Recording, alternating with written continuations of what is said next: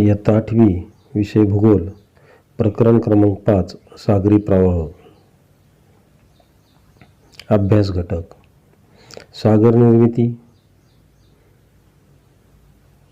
सागरी प्रवाह यांचे मानवी जीवनावरील परिणाम, हवामानावरील परिणाम, व्यवसायावरील परिणाम, सागरी वाहतुकीवरील परिणाम. एखादा पदार्थ प्रवाहित केव्हा होतो? पदार्थ प्रवाहित होतो म्हणजे नेमके काय होते? प्रवाह निर्मितीसाठी कोणकोणत्या विसंगती कारणीभूत होत असतील? एक कृती दिलेली पहा आपल्याला या ठिकाणी. साहित्य: एक ट्रे, पाणी, तिवई, स्पिरिटचा दिवा आणि रंगीत कागदी चकत्या घ्यायच्यात पहा आपल्याला. कृती काय करायची? धातूचा ट्रे स्टँडवर ठेवून त्यात पाणी भरावे. पाणी थोडे स्थिर झाल्यावर त्यात रंगीत चकत्या सोडाव्यात. काही वेळाने त्या चकत्या पाण्यावर तरंगत स्थिर होतील. या सर्व बाबींचं निरीक्षण करा. थोड्या वेळाने ट्रेच्या एका कोपऱ्यात दिवा पेटवून तो भाग तापवा व निरीक्षण करा. भौगोलिक स्पष्टीकरण. प्रयोग करताना तुमच्या असं लक्षात येईल, जसजसं पाण्याचं तापमान वाढू लागले तसतसे पाण्यातील टिकल्या चकत्या एका ठिकाणाहून दुसऱ्या ठिकाणाकडे जाऊ लागल्या. तापमान जसे वाढते तशी पाण्याची घनता कमी होते. त्यामुळे कमी तापमान असलेले पाणी जास्त तापमान असलेल्या पाण्याची जागा घेते. काही वेळाने तर टिकल्या चकत्या वर्तुळाकार दिशेत प्रवाहित होतात. पाण्याच्या प्रवाहामुळे या चकत्यांची हालचाल होते. सांगापो. इसवी सन 1992 मध्ये पॅसिफिक महासागरात एक अजब घटना घडली. एक मालवाहू जहाज हाँगकाँगकडून अमेरिकेकडे निघाले. पॅसिफिक महासागरातून प्रवास करताना हवाई बेटाजवळ या जहाजातील खेळणी भरलेला एक कंटेनर महासागरात कोसळला व फुटला. या कंटेनरमधील सुमारे 28,000 रबरी खेळणी महासागराच्या पाण्यावर तरंगू लागली.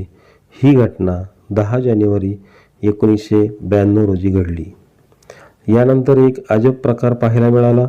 सुमारे 10 महिन्यांनी म्हणजे 16 नोव्हेंबर 1992 रोजी यातील काही खेळणी चक्क अलास्काच्या किनाऱ्यापर्यंत पोहोचली. काही खेळणी बेरिंगची सामुद्रधुनी पार करत इसवी सन 2000 मध्ये आर्क्टिककडे वाहत गेली. त्यातीलच काही खेळणी आर्क्टिकमधून अटलांटिक महासागराकडे वाहत येऊन त्यांच्यासोबतची काही खेळणी अटलांटिक महासागरातून वाहत येऊन इसवी सन 2003 मध्ये अमेरिकेच्या पूर्व किनाऱ्यावर पोहोचली. तर काही खेळण्यांनी इसवी सन 2007 पर्यंत चक्क युरोपचा पश्चिम किनारा गाठला. हवाई बेटाजवळून काही खेळणी ऑस्ट्रेलिया खंडाकडे देखील वाहत गेली. तर मग आता खेळण्यांचा हा प्रवास कशामुळे झाला असावा हे आपल्याला पाहायचंय. खेळण्यांचा हा प्रवास कशामुळे झाला असावा? खेळण्यांचा हा प्रवास काही प्रमाणात पृष्ठीय सागरी प्रवाहामुळे व बऱ्याच प्रमाणात खोल सागरी प्रवाहांमुळे झाला असावा.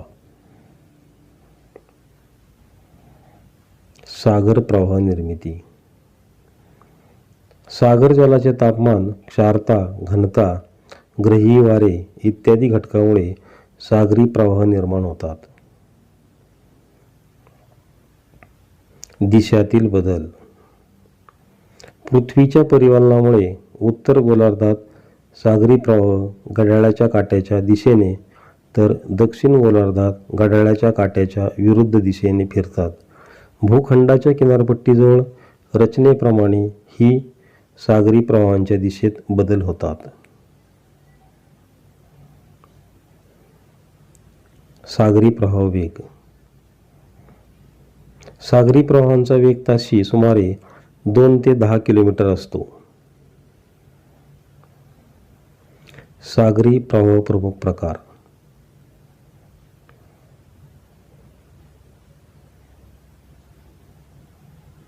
सागरी प्रवाहांचे शीतसागरी प्रवाह व उष्णसागरी प्रवाह हे दोन प्रमुख प्रकार पडतात. नकाशामध्ये आपल्याला शीतसागरी प्रवाह आणि उष्णसागरी प्रवाह दाखवलेत. उष्णसागरी प्रवाह लाल रंगामध्ये दाखवलेत पहा आणि शीतप्रवाह हे निळ्या रंगामध्ये दाखवलेत पहा. जगामध्ये असणारे जे सागरी प्रवाह जे आहेत तर ते प्रवाह या नकाशामध्ये आपल्याला दाखवले गेलेले आहेत.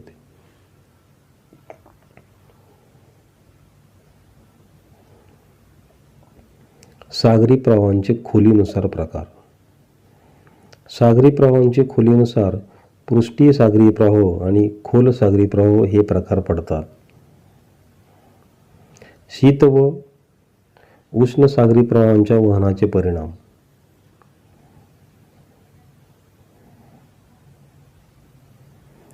उष्ण सागरी प्रवाह विषुववृत्ताकडून ध्रुवाकडे व शीतसागरी प्रवाह ध्रुवाकडून विषुववृत्ताकडे वाहतात.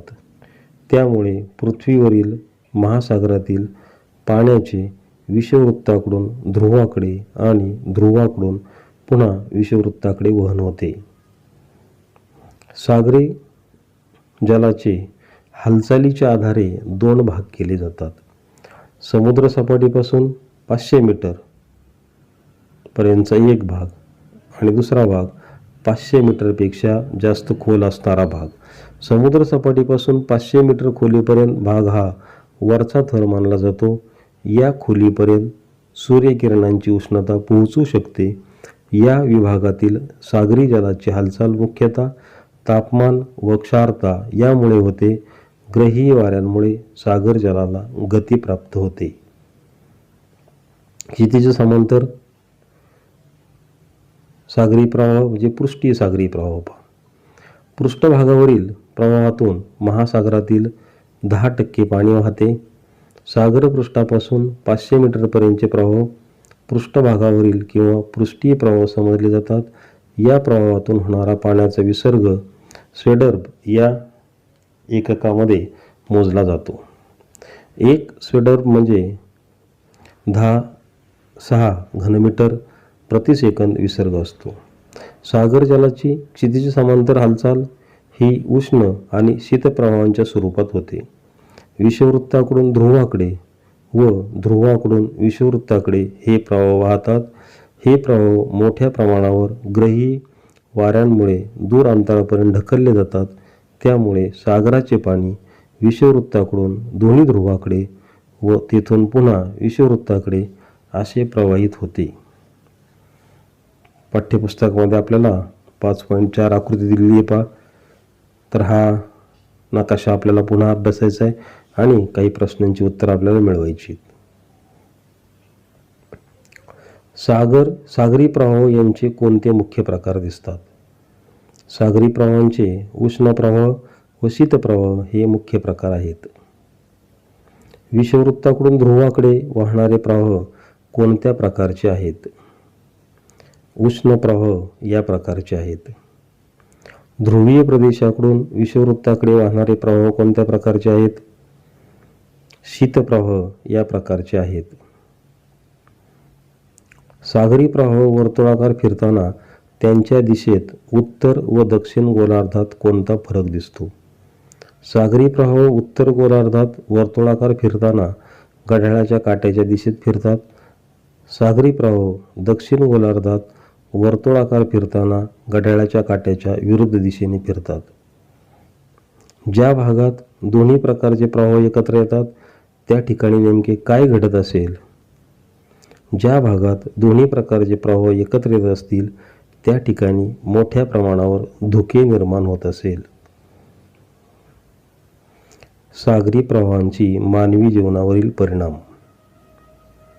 हवामानावरील परिणाम. उष्ण सागरी प्रवाहामुळे किनारपट्टीजवळील तापमानाचे व पावसाचे प्रमाण वाढते.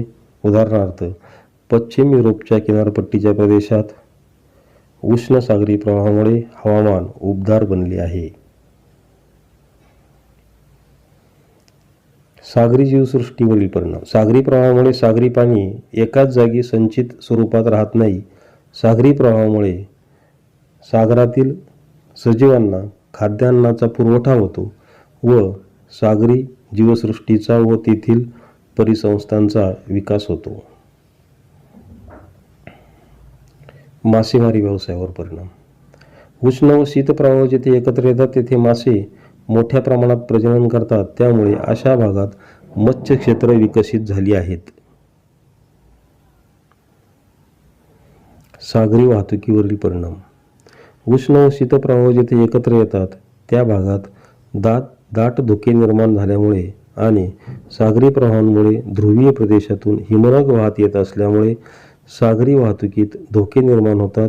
सागरी प्रवाहांना अनुसरून सागरी वाहतूक केल्यास वेळेची व इंधनाची बचत होते. खोल सागरी प्रवाह.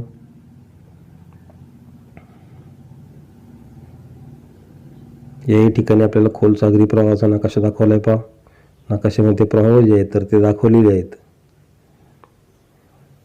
खोल सागरी प्रवाह. 500 मीटरपेक्षा अधिक खोलीवर असलेले सागरी प्रवाह खोल सागरी प्रवाह म्हणून ओळखले जातात. उष्णता, क्षारता, अभिसरणामुळे खोल सागरी प्रवाह निर्माण होतात. खोल सागरी प्रवाह महासागराच्या तळापर्यंत वाहतात व ते सागर जलाच्या पृष्ठभागाखाली नद्यांप्रमाणे सतत वाहत असतात. ग्रीनलँड व युरोपीय खंड यामधील भागात सागरपृष्ठावरील जल समुद्राच्या तळाच्या दिशेने खोल वाहत जाते. हे जल सागराच्या तळातून अंटार्क्टिका खंडापर्यंत जाते. तेथून पुढे हे जल सागरपृष्ठाच्या दिशेने वर येते. खोल सागरी प्रवाहांमुळे सागर जलाचे पुनर्वितरण घडून येते व त्यास सुमारे 500 वर्षाचा कालावधी लागतो. या तऱ्हेच्या हालचालीस वाहतूक पट्ट्यावरून होणारी हालचाल असेही म्हटले जाते. खोल सागरी प्रवाहांचे महत्त्व. उष्णता व क्षारता यांनी प्रेरित झालेल्या अभिसरणामुळे सागरी जलाची प्रचंड मोठ्या प्रमाणात हालचाल होत असते. या अभिसरणातून संपूर्ण सागरी जल पृष्ठीय भागापासून तळाकडे व तळाकडून पृष्ठाकडे हलवले जाते. पृष्ठीय भागातील उष्ण जल तळाकडे तर तळाकडील पोषक द्रव्यांनी समृद्ध व शीत जल पृष्ठाकडे नेले जाते. माहीत आहे का तुम्हाला, अटलांटिक महासागरातील सर्गासो समुद्र हे एक सागरी प्रवाहांच्या चक्रीय आकृतिबंधामुळे तयार झालेला भाग आहे. याच्या सीमावर जमिनीचा भाग नसून केवळ वेगवेगळ्या प्रवाहांनी हा सीमित झालेला आहे. सागरी प्रवाहांच्या चक्रीय आकृतिबंधामुळे महासागराच्या काही भागात अशी वैशिष्ट्यपूर्ण स्थिती निर्माण होते. अशा क्षेत्रांना ग्वायर्स म्हणतात. सर्गासोम नावाच्या सागरी गवतामुळे या भागात सर्गासो असे नाव मिळाले आहे. येथे सागरी जल स्थिर असते. हा समुद्र 1100 किलोमीटर रुंद व 3200 किलोमीटर लांब आहे. नेहमी लक्षात ठेवा, सागरी प्रवाह किनाऱ्याच्या अगदी जवळून वाहत नाहीत. साधारणतः ते समुद्रगूढ जमिनीच्या अधसीमेजवळून वाहतात. सागरी प्रवाहांचा वेग जरी कमी असला तरी त्याबरोबर वाहून नेले जाणारे पाणी प्रचंड प्रमाणात असते. पश्चिम वाऱ्यांच्या प्रभावाखाली म्हणजेच मध्य अक्षवृत्ताच्या आसपास सागरी प्रवाह पश्चिमेकडून पूर्वेकडे वाहतात, मात्र विषुववृत्तीय प्रवाह पूर्वेकडून पश्चिमेकडे वाहतात. यामुळे सागरी प्रवाहांचे चक्राकार आकृतिबंध तयार होतात. यासाठी आपल्याला पाठ्यपुस्तकामध्ये 5.4 आकृती दिलेली आहे, तर ती आकृती आपण पाहिजे. माहीत आहे का तुम्हाला, हिंदी महासागरातील प्रवाह पॅसिफिक व अटलांटिक महासागरातील प्रवाह प्रणालीत सारखेपणा आहे, तथापि हिंदी महासागरातील प्रवाह चक्र वेगळे आहे. हिंदी महासागर उत्तरेकडे भूवेष्टित आहे. या महासागराचे विषुववृत्तामुळे उत्तर व दक्षिण असे 2 भाग होतात. या महासागरावर मान्सून वाऱ्याचा मोठा प्रभाव आहे. हे वारे हंगामानुसार दिशा बदलतात. त्यामुळे उन्हाळ्यात उत्तर हिंदी महासागरात सागरी प्रवाह घड्याळाच्या काट्याच्या दिशेने वाहतात, तर हिवाळ्यात ते विरुद्ध दिशेने वाहतात. हेही लक्षात ठेवा. लॅब्राडोर हा शीतप्रवाहामुळे वाहत असलेल्या हिमनगामुळे टायटॅनिक या प्रवासी जहाजास जलसमाधी मिळाली होती. शीतबेंगुल्ला प्रवाहामुळे आफ्रिका खंडाच्या दक्षिण भागात कलाहरी वाळवंट निर्माण झाली आहे. फॉकलँड शीतप्रवाहामुळे दक्षिण अमेरिका खंडाच्या दक्षिण भागात पॅटागोनिया वाळवंट तयार झाले आहे.